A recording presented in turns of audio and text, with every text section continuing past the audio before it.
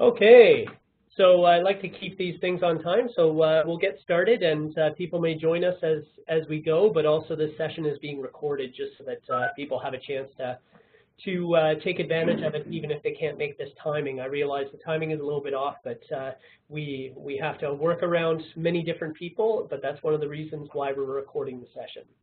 So my name is Jonathan. I work at Military Family Services, and today's web exchange on innovative ideas is presented by North Bay MFRC, and they're going to talk about innovative ways to say yes to families. It's Diane and Linda will be your presenters. I just wanted to let you know on the right-hand side, I think most of you are familiar with WebEx, but if you are on WebEx, you can use any of the buttons below your names there. There's the hand button to ask a question. There's the check mark and the X as well, if someone asks a question that you want to agree to or disagree to. And also your microphone is a toggle, so please be sure to keep your mic muted while other people are speaking, just so that we eliminate some background noise. So I'm just going to go through a quick roll call and make sure that I've got everyone. And if I've missed anyone, please do pipe in, or feel free to use the chat, which is just below the name as well. Okay, so let's see. I'll just start down my ad hoc list here. So we've got Brenda from Edmonton, we've got Dean from MFS, Diane from North Bay, of course, Joanne from MFS as well, from Family Information Line, Leanna from Greenwood, Linda from North Bay, Lynn from PEI, Maud from Borden, Vicky from Valcartier, and then we've got from MFS as well, Antonina and Chantal, Tessa from North Bay, and then Lisa from MFS. Did I miss anyone? Hi, I'm here by phone only. It's Kim Wolf from London. Okay, excellent. Thanks for joining us, Kim. So I was hoping someone would use the teleconference line, because I had it open, and if someone isn't using it, then it starts blaring this annoying voice halfway through. So thank you very much for joining us. You're welcome. Now it looks like Simone has just joined us as well, and she's from Cold Lake. So without further ado, actually, just before we get to the presentation, I just wanted to draw your attention to one thing. Along the top there, you'll see a number of tabs, the second of which is the presentation that's going to be given. But I also wanted to include some information that we pulled out of the latest parameters for practice about what do we mean when we say serve the family first and say yes to families. So feel free to check those out. I'll be uploading those to the Web Exchange website as well, so that you're free to download them and look at them at your leisure. There's the English and the French version. Okay, so I'll pass it over now to Linda and Diane. Good morning and welcome to our WebEx. I'm Diane. And I'm Linda McCauley. Today we have 3 key messages that we would like to share with you. Jonathan, if you could change the slide. Find out what your clients want. Think outside the box. And the last one, be flexible. Jonathan, can you change the slide? Oh.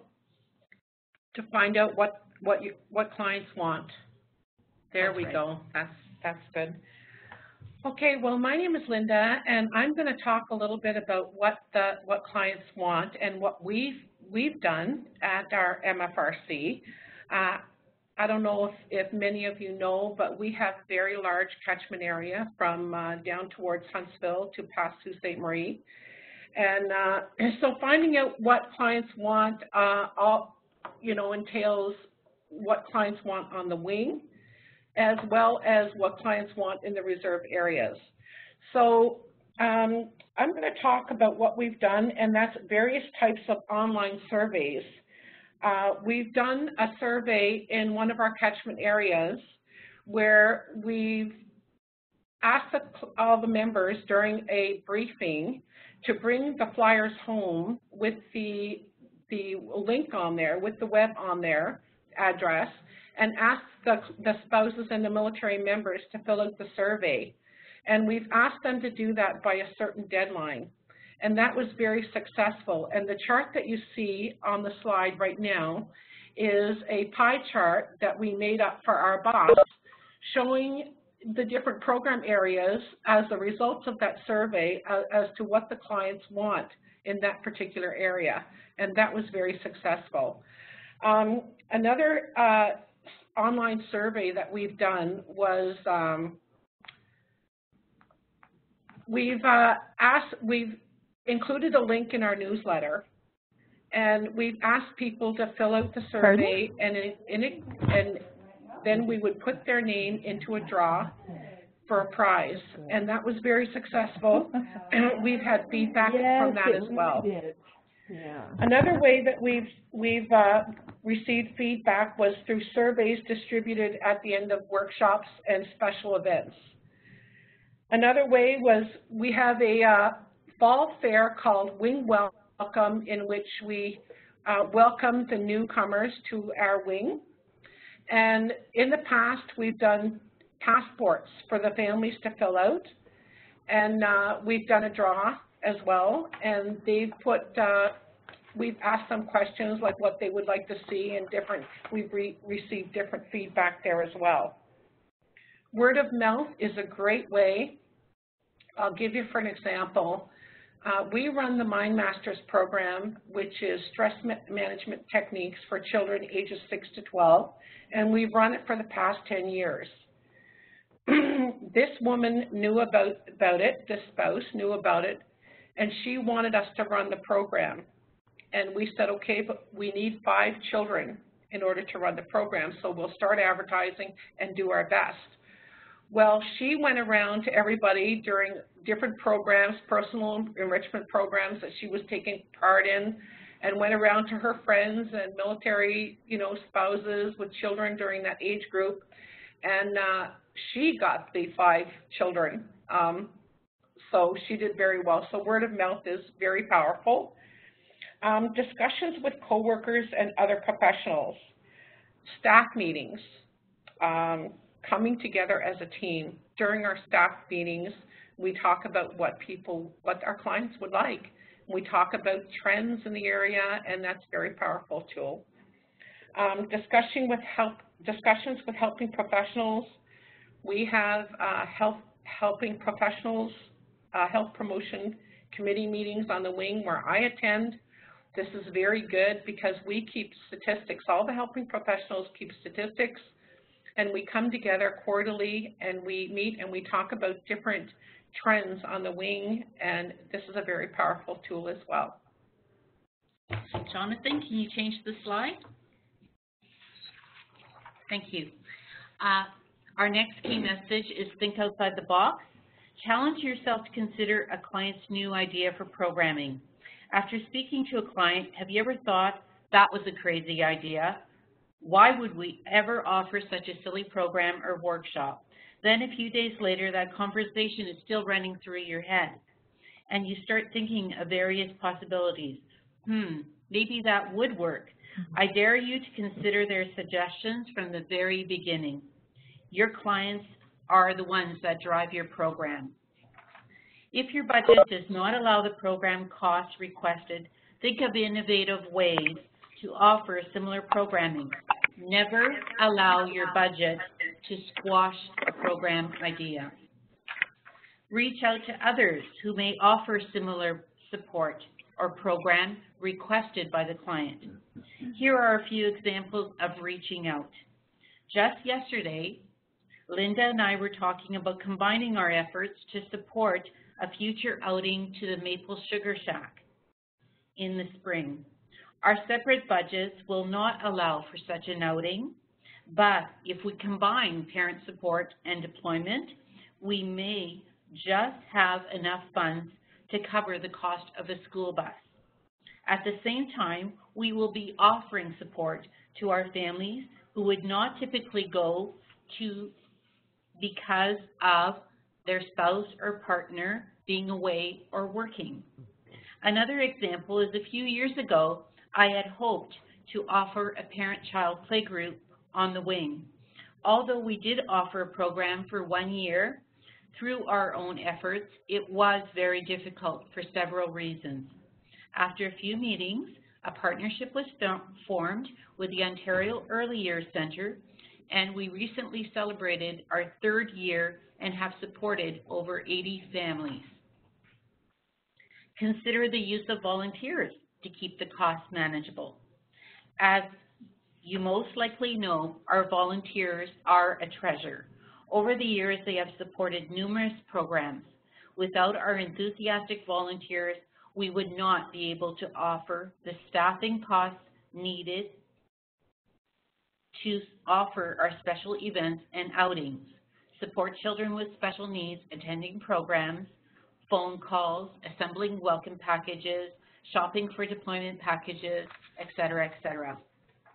If you are not able to offer the program, do your research and refer to the most suitable program. Okay, I will admit it. There are times that we just cannot offer the programs for various reasons, but not without leaving all stones unturned. Sometimes it just means using the Scooby-Doo method, snooping around until you find the perfect match, the program that meets your client's needs. Happy client, happy life is my motto. Make use of community expertise by inviting guest speakers. We often offer workshops with a guest speaker in attendance, and often with more than one coordinator and volunteers working in conjunction.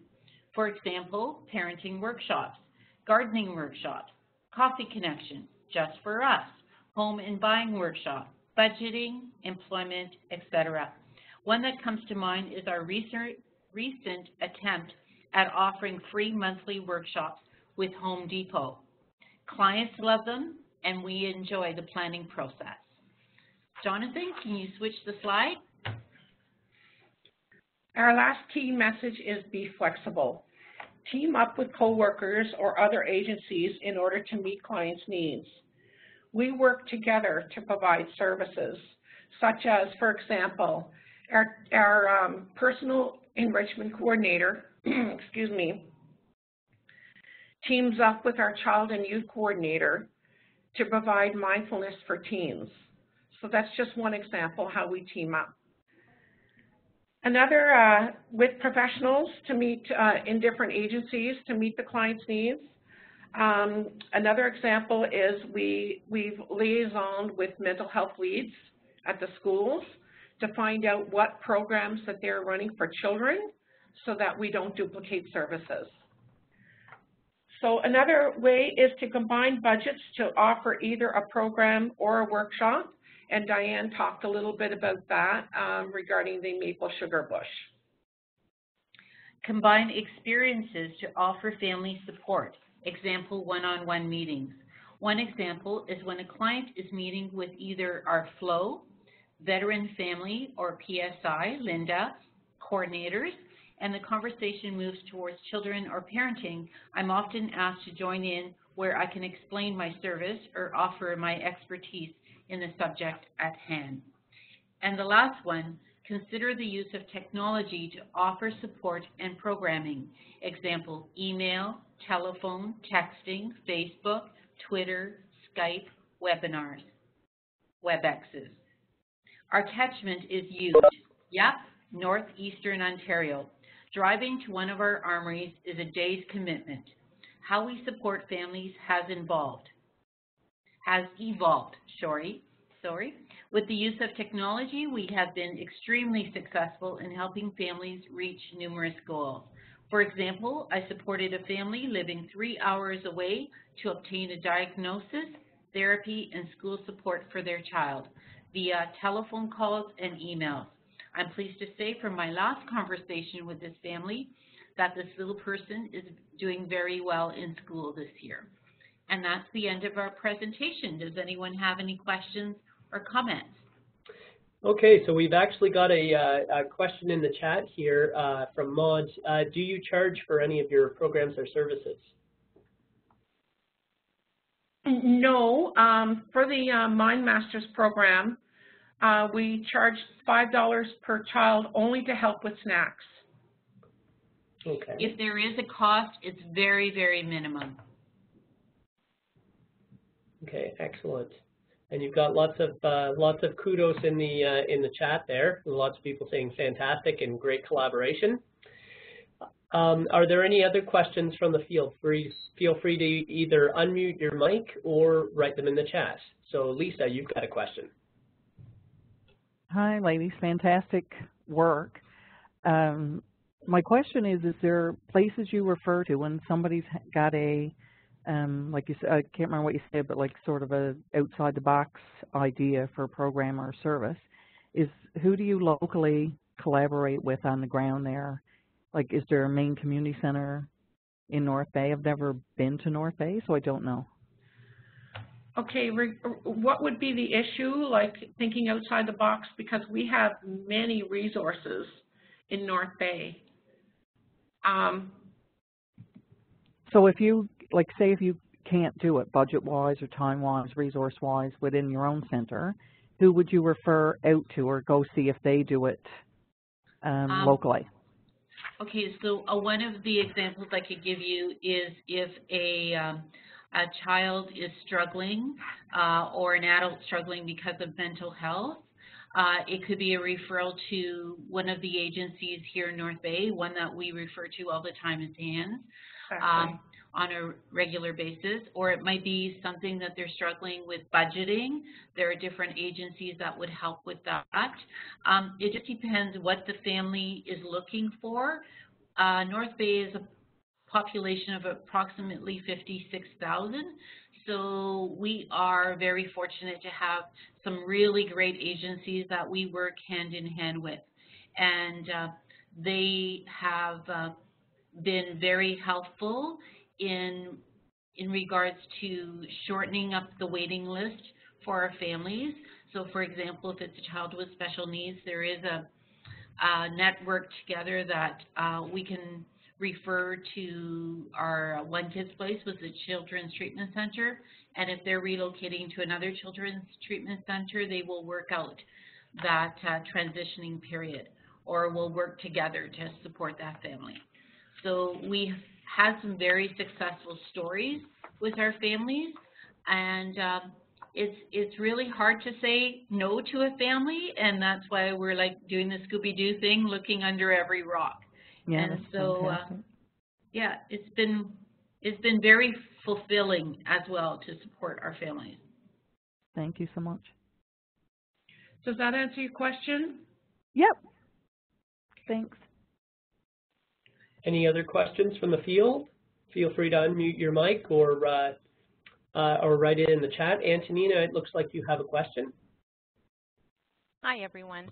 Actually, it was more of a comment. There's a community engagement session during our Strengthening Resilience training in Cornwall, and it's John Rapp that's delivering that session, and he talks a lot about you might not be able to say yes to your clients or your constituents, but you try to find a way to say yes to something. So perhaps their direct question, their direct ask you can't facilitate, but you try to learn more. And I think it was really in line with what was presented today. So I just wanted to throw that out there. That's good. Yeah, we always help our client in some way. If we can't help them within our MFRC, we ensure that their needs are met in the community. And we've had great success with that. And we've worked, like I as PSI have worked in the community as a team with other professionals to meet the needs of clients. And I'm sure we all do that at the MFRC, but I'm just thinking of one client in particular where, you know, there was several agencies involved and we all like ensured the success of this individual, and it was great. And I know other staff do that here as well too. So we're also very fortunate to have coworkers that are willing to work as a team, and so often, you know, when we talk at staff meetings or just sitting around the cooler or the coffee Keurig or whatever it is, we come out with some ideas to support our families. And so it really is a team approach often. And staff will often go to other staff, like she said, maybe, you know, different times. Staff will come up to other staff and say, I have a client, this is what's going on, like, I told them this and that, and what do you recommend? Like, is there anything else that I can do for this person? And we work together as a team. But generally, if we can't support them here, we always ensure that they're supported elsewhere. Okay, excellent. Any other questions? The other piece, sorry, Jonathan, that I didn't mention is that transition piece when families are relocating. It's, you develop some really close relationships with your families, and it's important that we continue that link to where they're going, because some of our families have more needs or more complex needs than others, and so it's important to make sure that transition goes smoothly. Excellent. Okay, so we've got a few comments and questions in the chat here. Lynn Milligan said, "Love the examples you gave. We'll be checking out your website. Our reservists live from one end of the island to the other as well." And Tessa asked, "Was the We Care program covered?" She missed a few minutes. Oh. No. Oh, okay. We didn't talk about the We Care About You program. Thank you, Tessa, for that. That's a great example. We have a program, We Care About You program, which is site-specific. And that was developed actually, about 11, 12 years ago by a lady who used to work here, who noticed that we were able to, meet the needs of in a lot of areas, but some areas were missing. So she developed this program, and it's called the We Care About You program. Now, it is funded through charitable donations, just through charitable donations and fundraising. That's how it's run. And the way that We Care About You program works is that somebody who's going through a difficult time can get a one-time gift to lift their spirits. And it can range from anything. It could be, if that person's been hospitalized and needs Meals on Wheels, or needs house cleaning because they aren't going to be able to do their house cleaning. These are just a few of the areas where we've helped. One person needed a cane and couldn't afford a cane, so we helped out with a cane. Some people, M&M's groceries, if they're unable to cook, they just got out of the hospital and they're unable to cook with frozen meals, just throwing them in the oven. These are just a few ways that the We Care About You program has helped meet the needs, and has also helped to say yes to families to meet their needs. And when when we talked about fundraising efforts, one of the fundraising that we do is a car wash. And I will chime in.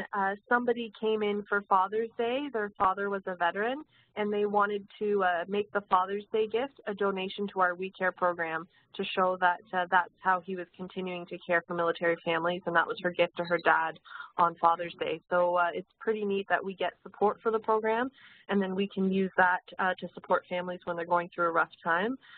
Because there's limits to the funding that we receive, so donations and fundraising allow us to take that extra step to say yes to families in a time of crisis and help them just by lifting their spirits or taking care of them in a certain way.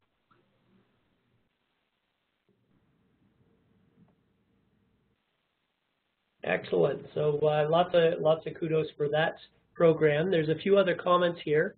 Dean mentioned, it strikes me that part of your ability to say yes is what I call the MFRC factor, the magic of your charm and caring, and that goes a long way. Thank you.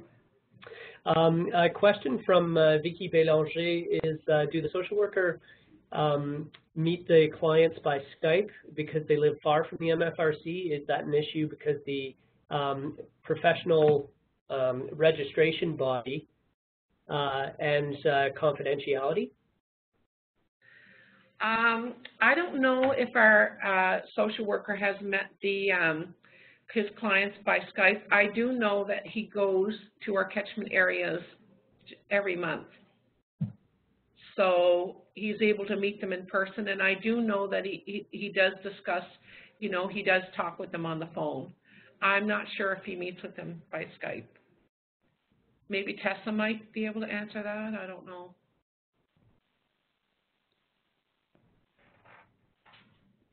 I have met with one family by Skype. That was their choice. And so it worked out well, but we only did it the one time. I know that virtual programming is a path that we're trying to take to alleviate some of the intensive travel, but it depends on the comfort level of the client. There are some families who are open to it, who are more technologically friendly, and then I know that our Flow does some counseling still with a family of the fallen, and they want that in-person connection.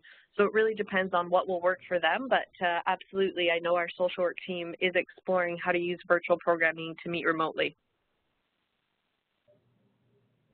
Excellent. Okay, I just wanted to point out we were just talking about the We Care About You program. Lisa Vaders actually mentioned that she found out on CAP Connection. Here's a link to the North Bay MFRC website where you can find out more about it if you want to know more about that program. Are there any questions from those people on the teleconference? No, I just wish that I could be there to kind of see the slides and everything. Sure. So what? Done a great job with the surveys, and I'm learning more about, you know, what the questions that you asked and what your kind of results were. Is there any way that you can share that? Absolutely. Yeah. So what I'm going to do is I've recorded this session, so you'll be able to review that along with the chat. It is in the recording, but also on the WebExchange website, which I'll be sending you. Will be a copy of the slides and various other resources. Excellent, thank you. Yep. Okay, I'm just checking to see if there are any other questions from folks on the WebEx.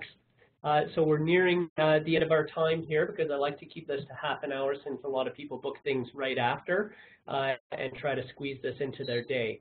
So Diane and Linda, did you have any last comments to say before we finish up? Just for me, thank you. It's been a pleasure. Thank you for giving us this opportunity. All right. Thanks for sharing. Yeah, thanks so much for being willing to come on and chat for a little while. So we'll close it out here, but like I said, you'll be able to see lots of stuff on the website. I'll be sending you an email so that it's very easy to find all that stuff once it's uploaded. Have a great day, everyone, and thanks for joining us. Thank you. Bye now. Thanks, Diane. Thanks, Linda. Thanks, Jonathan. Thank you. Bye-bye. Have a good day. Bye.